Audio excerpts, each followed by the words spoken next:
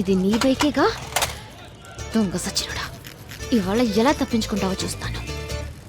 రేయ్, next week నీకు పెళ్లి, చేతికి ఎక్కువ పని చెప్పొద్దు. ఏంటి మావా, 2 చేతులతో డంబుల్స్ పట్టుకొని ఎలా ఉన్నాయో చూస్తున్నావా? ఎయిర్ బ్యాగ్ తగిలించుకుంటే బాడీ షేపులు బాగా తెలుస్తాయి. పని చూడరా. మిమ్మల్ని చూస్తుంటే నాకు ఊపు వచ్చేస్తుందిరా. అయ్యో, భద్రకాళేంద్ర ఎక్కడుంది? రే, పల్సర్ బైక్ స్టాండ్ లో ఉందేంట్రా? పల్సర్ బైక్ స్టాండ్ లో ఉండకుండా ఊరవుతులు ఉంటుందట్రా. రే ఫూల్, అక్కడ చూడరా. ఎక్కడా? అయ్యో బాబోయ్, భద్రకాళి, పారిపోదాం పదరోయ్. రే, నిన్న మా నాన్నకి వినాయకుడి గురించి కంప్లైంట్ ఇచ్చిందిరా. ఫ్యాక్షన్ లో మర్డర్స్ చేసిన వాళ్ళు, బినామీ ఆస్తులు ఉన్న వాళ్ళు, పార్టీ మార్చిన నాయకులు అందరూ హ్యాపీగా ఉన్నారు. జానుడి వినాయకుడిని దొంగతనం చేసినందుకు రోజు భయపడి చావాల్సి వస్తుందిరా బాబు. సరే సరే, బైక్ తీసుకుని గేట్ దగ్గరకు వచ్చి, నేను వెళ్తే దొరికిపోతాను. ఏ, నేను వెళ్తే దొరికిపోనా?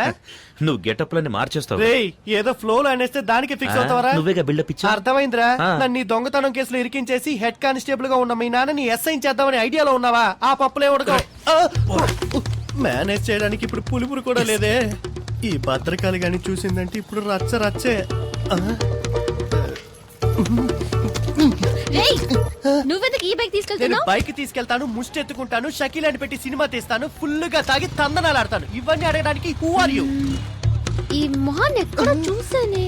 ఛాన్సే లేదు, ఎందుకంటే నా బొగ్గ మీద పులిపిరి లేదే. ఈ బైక్ నిన్న గోడ సంచి దొంగ తీసుకెళ్ళా. ఏమా, తెలంగాణ ఒకడు అడుగుతున్నాడు, రాయలసీమని మరొకడు అడుగుతున్నాడు, ఆంధ్ర కావాలని ఇంకోటి అడుగుతున్నాడు. ఇవన్నీ వదిలేసి బైక్ వదలనంటావేటమ్మా? పోమ్మా. అలా అయితే ఇది నీ బైకా? అవును, ఇది నా బైకే. నువ్వేంటి ప్రశ్నల మీద ప్రశ్నలు అడుగుతున్నావు? నువ్వేమన్నా టీవీ నైన్ యాంకర్వా? పోమ్మా.